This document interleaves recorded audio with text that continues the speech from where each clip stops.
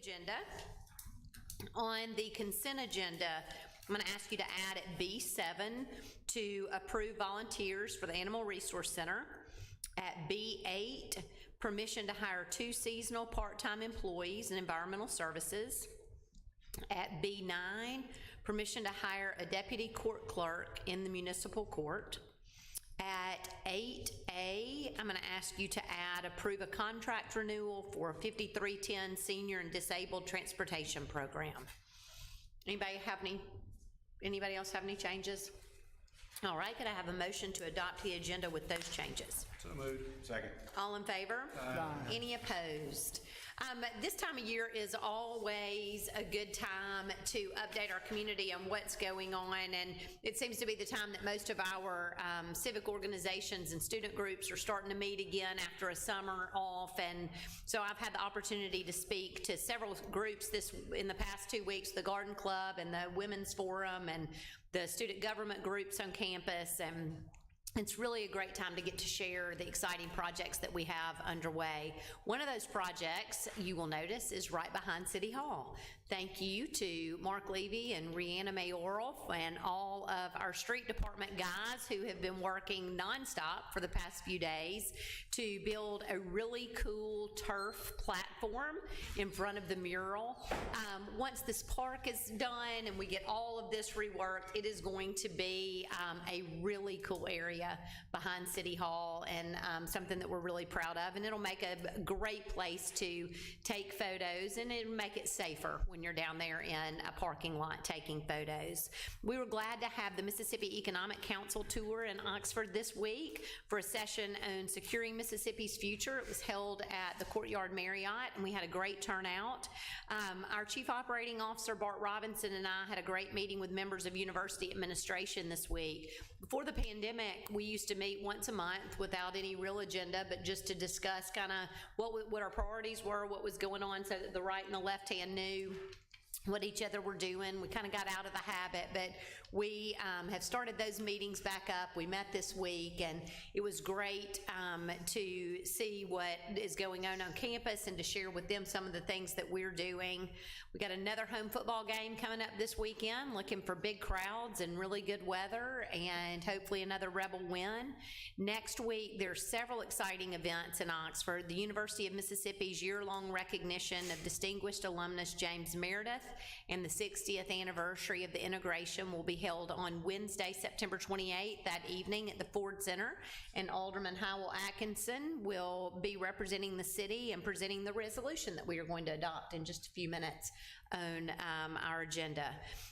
Good Neighbor Day, we're about to adopt a resolution declaring Good Neighbor Day to be Wednesday, September the 28th, and in front of City Hall all day long, starting at 7:30, with handing out free biscuits at a drive-through in front of City Hall for any resident that drives by, and just, you know, sponsored by a group called Random Acts of Kindness, and we are really excited that there'll be chicken sandwiches handed out at lunch and a sweet treat handed out in the middle of the afternoon. And Stronger Together Oxford has some really cool programs and things for kids that will be done in front of City Hall all day.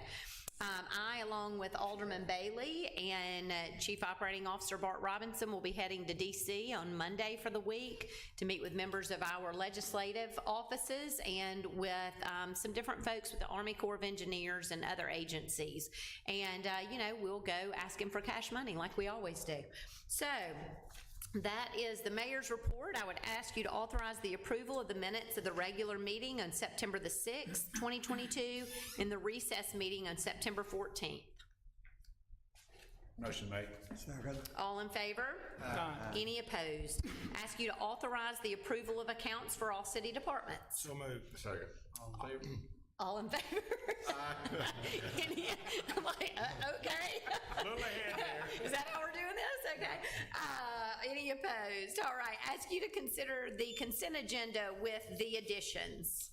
Motion to consider the consent agenda. Second. All in favor? Aye. Any opposed? All right. I will ask you to consider a resolution declaring September the 1st. I've got it printed out. Thank you, sir. Good Neighbor Day. A resolution to declare September 28th You go ahead, skipping. Oh, I'm skipping one. I was like, wait a minute, I said the first. And it's, October we're gonna do, 1st. yeah.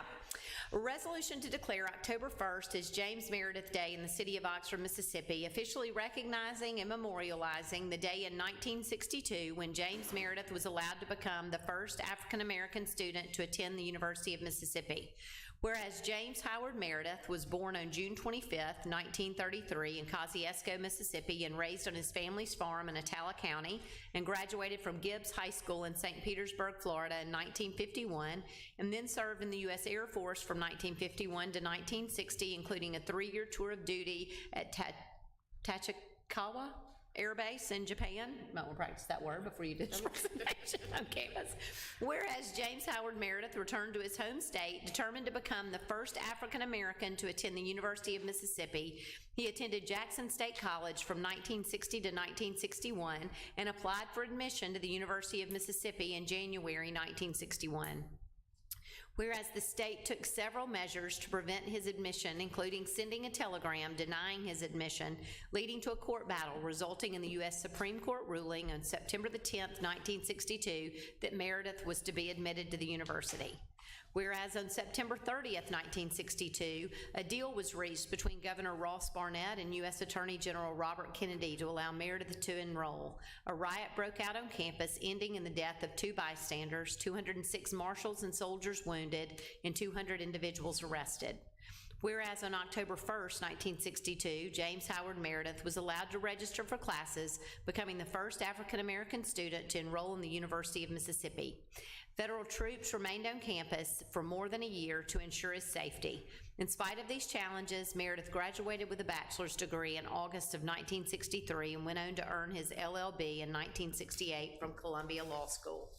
Whereas James Howard Meredith, a bold and compassionate civil rights activist, businessman, politician, author, changemaker, fearless leader, trailblazer, and visionary, has forever left his mark on the University of Mississippi and the city of Oxford, Mississippi, leaving a legacy of inspiring others to dream big, never give up, and fight for their individual rights. Now therefore be it resolved that the Mayor and Board of Aldermen of Oxford, Mississippi declare October 1st as James Meredith Day, with the first annual day of honoring James Meredith's legacy being October the 1st, 2022. Be it further resolved that a copy of this resolution be spread upon the minutes of the city of Oxford. Could I have a motion to adopt that resolution? I move we adopt the resolution. Thank you. All in favor? Aye. Any opposed? I'll ask you now to consider a resolution declaring September 28th as Good Neighbor Day in the city of Oxford. Whereas National Good Neighbor Day was first celebrated in the early 1970s, it officially became a holiday in 1978 when President Jimmy Carter signed a proclamation to establish the holiday. A resolution was passed by the Senate as it was recognized that there was little meaningful communication among people and there was a need to bring them together for them to interact with one another. The Senate believed human values and consideration for others were essential to the system of civilization and decided that being good neighbors to those around us was the first step toward human understanding. Thus, a fixed date was set for Good Neighbor Day. Whereas challenges still exist today that could be solved with kindness, patience, and getting to know our neighbors. With busy schedules and technological advances, many do not know their neighbors. So, for one day, the City of Oxford will partner with Random Acts of Kindness to share good deeds and kindness with our neighbors in the downtown square. Whereas Good Neighbor Day will officially be held on September the 28th, 2022. However, we encourage Oxonians to get to know their neighbors and to plan events throughout the year to encourage relationships and stronger community. Therefore, be it resolved that the Mayor and Board of Aldermen of Oxford, Mississippi declare September the 28th, 2022 as Good Neighbor Day and encourage our citizens to spread kindness and the hand of friendship to our neighbors. Could I have a motion to adopt that resolution? So moved. Second. All in favor? Any opposed? And Ashley, I added at 8.8 to approve the contract renewal for 5310 Senior and Disabled Transportation Program. Yes, this is our annual $0 grant that we approve, that we usually get approved through MDOT for our county transit. So moved. Second. All in favor? Any opposed? Request permission to accept the employment practice liability insurance for Oxford University Transit as recommended by ALT Commissioners and RATP Dev. So Donna lost her voice, so I'm stepping in today. As you remember, in August, we renewed our contract with RATP Dev for the management of the transit system. As part of the renewal process, we asked them to look at the coverage closely, at the insurance policies, and to make recommendations in any kind of potential gaps in coverage. Donna's memo details the coverage recommendation, including an addition of one coverage. We got two quotes, one from Great American, one from Chubb. They both had different limits. The Transit Commission, RTP Dev, recommend the policy with a higher premium. It's $1,000 more annually, but it has $500,000 more in additional coverage. So we are recommending approval. Move we approve. Second. All in favor? Any opposed? Thank you, Mark.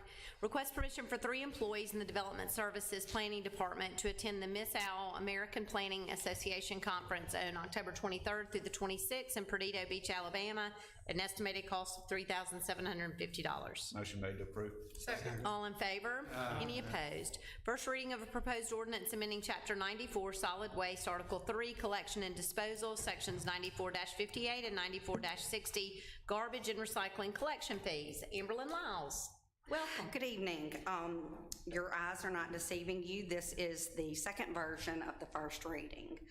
Three Rivers has decided not to wait until 2023 to increase tipping fees. They will go into effect October 1st of this year. Most of the increases you'll see at the transfer station. A few things I'd like to point out, or I can read through each individual charge if you would like. Each residential unit will go up $1. You'll see a 15% increase for commercial rate. The increases you'll see the most is the current tipping fee at the transfer station is $38 per ton, and it's recommended to go to $55 per ton. And also for tipping fees for all others that are outside of the Three Rivers Solid Waste Authority would increase to $65 per ton. As well as rubbish site fee will go from $28 a ton to $50 a ton. Do you have any questions? No, that's a lot to take in. Well, it's the first reading, right? It is the first reading, and I'll point out too, the tipping fees are increasing at the transfer station due to the hauler's fee. The current fee is $198 per load. As of October 1, it will increase to $350 per load. And we have to pass that cost along? We do. It's actually, most of it is absorbed. It's a whole formula by how many trucks are going into the system. But Lafayette County and the city of Oxford, because we are a public, what's the word, facility, we are actually seeing most of the cost. We're taking on the cost. So we're gonna have to, the private haulers are gonna have to take on the cost that we've been absorbing, because it's not just us out there anymore. We're letting our friends come in, so they got to pay to play. That's right. So if we have the second reading at the next meeting and we vote on it, does it still have to wait 30 days before implementation? Yes. Okay. I mean, Let me ask this, if it's the tipping fees, because in our ordinance, we don't currently have listed the fee for, we only have listed our dumpster fees. We don't have the fee that Three Rivers gives us. So what you're asking is let me ask it this way, have we passed on that fee before, if it's gone up or down without a change in our ordinance? I know what you're saying is our ordinance will now reflect the tipping fee, and it didn't before. Actually, I did not include the tipping fee in the language because it wasn't there before. It'd be the same way it's always been. Then that charge, if it's always been charged without regard to the amount set in the ordinance, can go ahead and be charged, seems to me. As of tonight or October 1st? Well, we're not voting on it tonight, Okay. so, But we've Okay. tipped our hand for sure.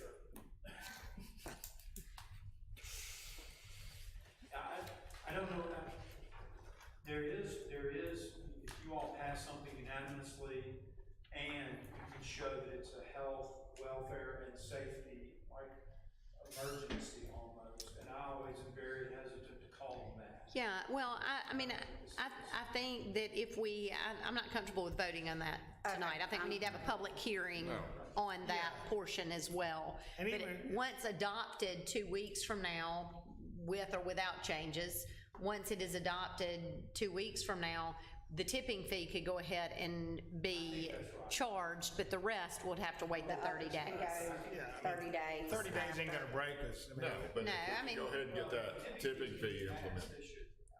Okay. Yeah, I mean, but I think we would wait, and so no, it wouldn't be charged tomorrow. It would be charged once we had vote on it Okay, in 2 weeks. okay. But I want to make sure that I'm reading it correctly. It's still $1 for the rest. for the residential per household. It's just $1 increase. Yes, ma'am. All right, does anybody have any questions for Amberlyn? All right, so we will, in 2 weeks, have a second reading and public hearing.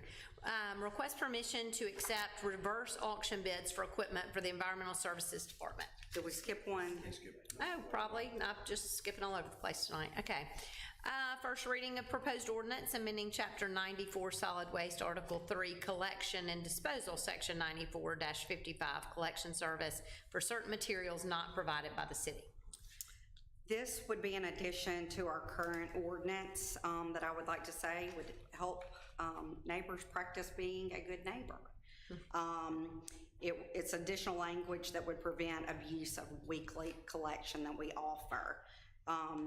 And the added language is garbage, refuse, trash, or light materials in excess of that produced through typical residential uses on site, including periodic home renovation activities conducted on site by the occupant owner. Any garbage, refuse, trash, or light materials originating off-site are considered in excess of typical residential use on site.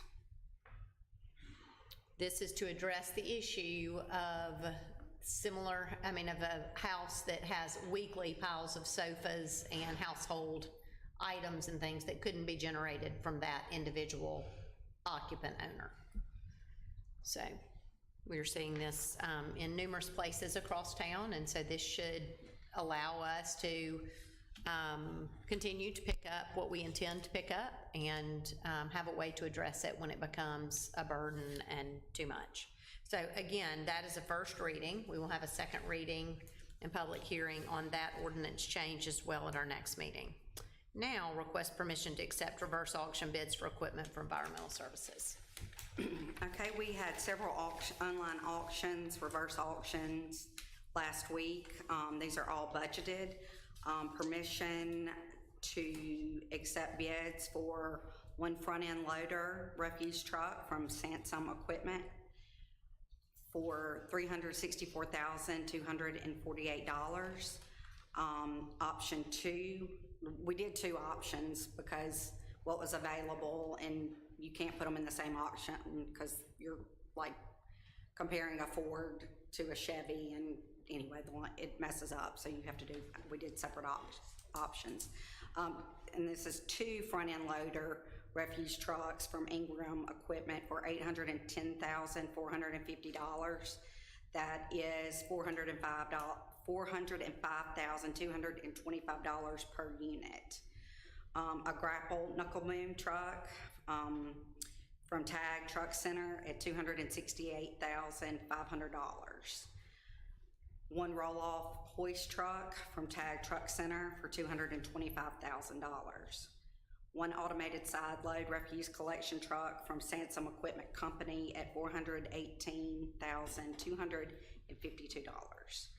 And one non-CDL debris collection truck, which is a small leaf truck. Sansom Equipment Company, $200,000 $200,900. Move we accept. Second. All in favor?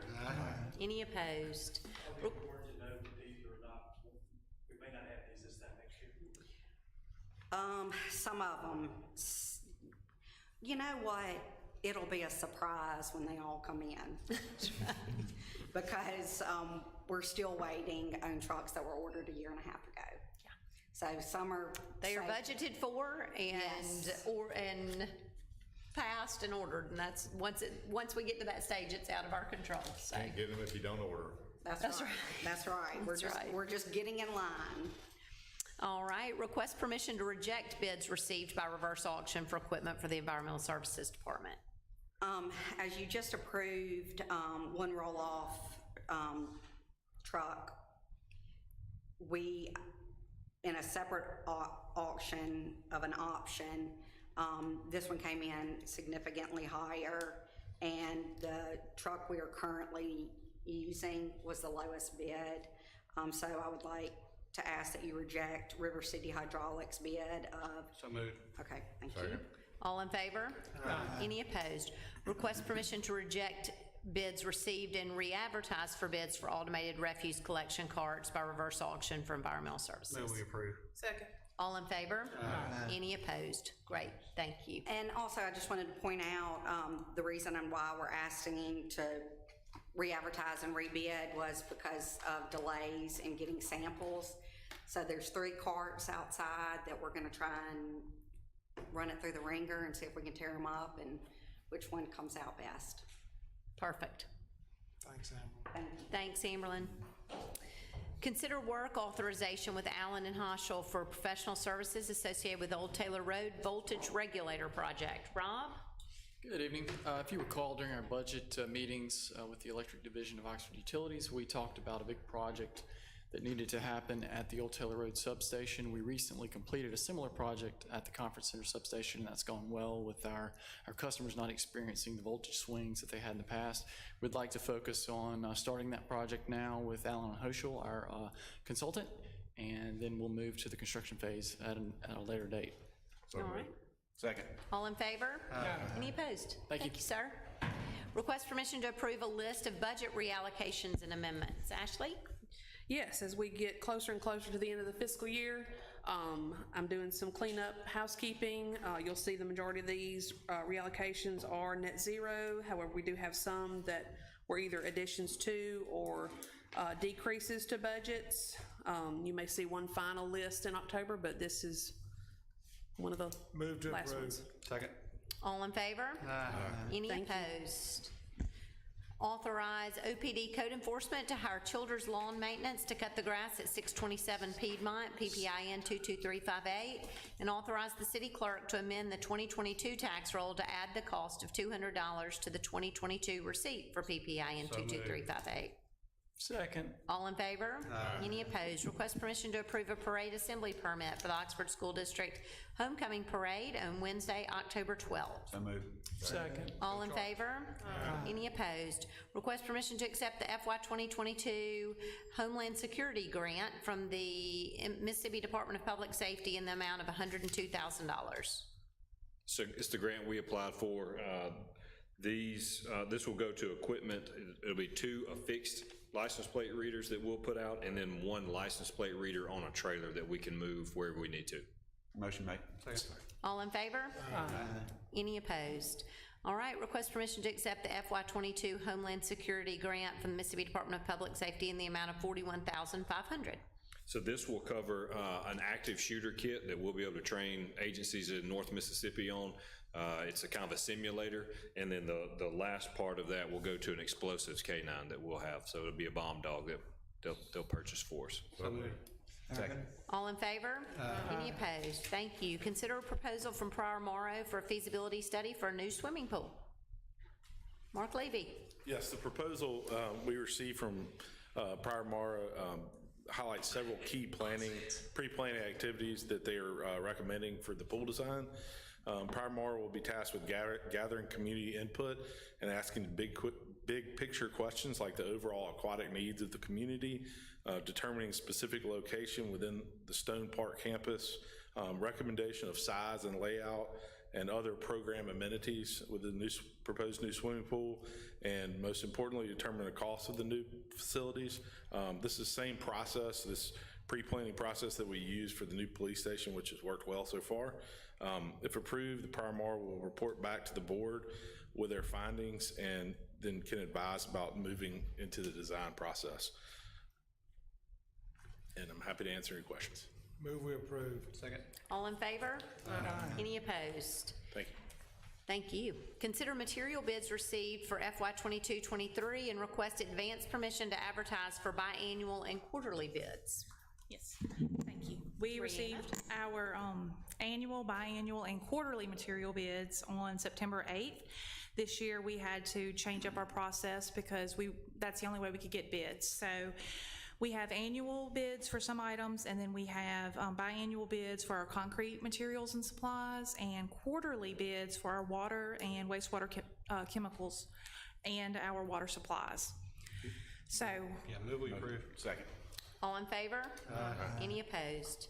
Consider renaming a portion of South 9th to Smallwood Drive. yes, we were asked by the circuit clerk to consider renaming this portion due to confusion in their system when you're signing the voters, and so they asked if we could just rename this section of South 9th. We consulted with fire and police, and they had no objection, so we would propose it be renamed to Smallwood Drive, which matches what is just slightly offset. And there are no residents that live on this portion, so there is not a problem with the citizens having to readdress. Move we approve. Second. All in favor? Any opposed? Request permission to advertise for the Brittany Woods Connector Road project, Brianna. Yes, we are ready. We are just waiting on a final approval of our Corps of Engineers permit, and then we will be ready to advertise and receive bids for this project. So moved. Second. All in favor? Any opposed? Consider a resolution and authority to apply for state fiscal recovery funds available under the American Rescue Plan Act for County Road 322, 326, 324, and 412 Water and Sewer Improvement Project. Yes, I apologize for not having a better name for this project, but we're just tired at this point. So these are areas in our annexed portion where they had private water systems, and we've got to bring water, fire protection out there, and so this grant is a perfect fit, we believe, and so we're going Absolutely. to apply. Motion made. All in favor? Any opposed? Consider a resolution and authority to apply for state fiscal recovery funds available under the American Rescue Plan Act for the M-Trade Water Treatment Plant project. Motion made. Second. All in favor? Any opposed? Consider a resolution and authority to apply for state fiscal recovery funds available under the American Rescue Act for North Lamar Sewer project. We approve. Second. All in favor? Any opposed? Thank you. I'd ask the board to consider an executive session. Second. All in favor? Any opposed? The board will now consider an executive session.